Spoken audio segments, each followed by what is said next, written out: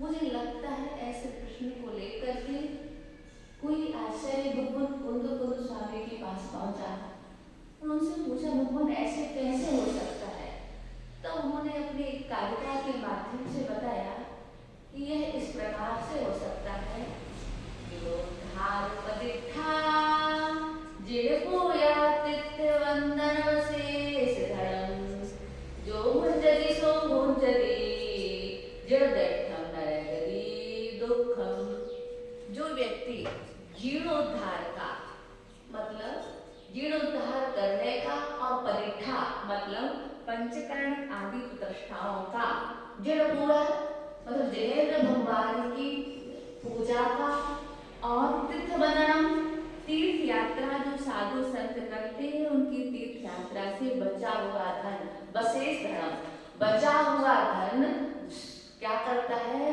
जो मुंजरी मतलब जो खाता है, जो यूज करता है अपने लिए अपने परिवार के लिए, सो मुंजरी सो वह भोगता है किसको? नरक गति दुखम नरक गति के दुखों को भोगता है जिनोदिठम, ऐसा जिनेन्द्र भगवान ने कहा है। पंचम काले का अभी का उदाहरण, बहुत साल नहीं हुए, आपको याद होगा आचार्य भगवान विमल सागर महाराज ने जब संवेद शिखर में 30-24 की प्रतिष्ठा करवा रहे थे, उस समय एक व्यक्ति ने तो धूलिया का था, उसने क्या किया कि एक प्रतिमा जी की राशि बोली और बोलते साथ कि मेरी ओर से रखी जाएगी। फिर वह अपने व्यापार में इतना मस्त हो गया कि भूल ही गया। जब प्रतिष्ठा का नंबर आया तो उसके पास फोन गया कि आपकी ओर से एक राशि एक प्रतिमा जी विराजमान होने की बात थी। तो उसने कहा, पहले तो फोन नहीं उठाया, जैसे तैसे उठाया, उसने कहा मैं बिजी हूँ।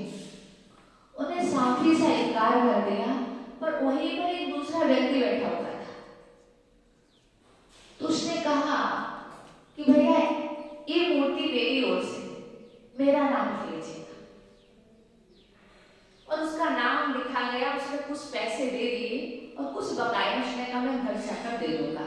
और वह वहां से निकला कि उसका फोन आता है, उस पर फोन आता है, एक गाड़ी चलेगी, आप लेना चाहते हैं क्या? उसने कहा हाँ ओके। थोड़ा सा और चलता है, घर पहुंच ही नहीं पाता है कि दूसरा फोन आता है, क्या आप चने बेचना चाहते हैं? उसने कहा हाँ बेचना चाहता हूँ।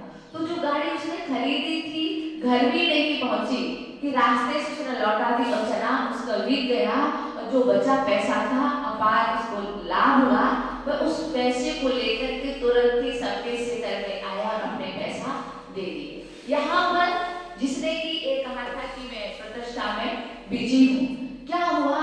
उसकी फैक्ट्री में आग लग गई। आग लगने के उपरांत वह महाराज श्री के पास आया और महाराज श्री से निवेदन किया, महाराज श्री ऐसा ऐसा हो गया। महाराज श्री ने बोला हुआ कैसे? मुझे लगता है कि आपके पास ट्रस्टियों का फोन गया था, आपने एक मूर्ति की निछावर राशि बोली थी और आपने देने से इनकार कर दिया। हमेशा ध्यान रखो कि कभी भी बोला हुआ पैसा तुरंत ही देना चाहिए। यदि तुरंत नहीं दे पाते हैं तो समय पर दे ही देना चाहिए। इस बात का जरूर ध्यान रखो, यही कारण है आप पीछे हट गए। हो सकता है यह घटना आपकी उस कारण से घटी हो। तो धर्मस्नेह बंधुओं में आपको संकेत करना चाहती हूँ, आपको बताना चाहती हूँ कि कुंतुकुत भगवान ने क्या कहा, कभी भी चाहे मंदिर हो चाहे धर्मशाला हो, आजकल लोग क्या कहते हैं, होटल में रुकना तो पसंद करते हैं और होटल में वो हजारों के हजार रुपए दे देते हैं, परंतु धर्मशालाओं में रुक जाएंगे या मंदिर जी की वस्तु यूज कर लेंगे, मंदिर का पैसा अपने लिए यूज कर लेंगे, परंतु उस पैसे का आपको ब्याज सहित वापस करना चाहिए था, परंतु आप शायद नहीं कर पाते, इससे आपको निर्माल्य का दोष लगता है। कई लोग क्या होता है, जब पंचकल्याण आदि होते हैं अथवा यूं कहें साधुओं के दर्शन करने जाते हैं या श्रीफल चढ़ाने के लिए चातुर्मास हेतु जाते हैं, तो गाड़ी जाएगी और रास्ते का भोजन होगा वह भी मंदिर के पैसों से होगा। जबकि आपने जो पैसा लिया है वह भगवान की पूजा के नाम से लिया है, आपने भगवान की जो प्रतिमा रखी जाएगी उसकी निछावर राशि के नाम से लिया है।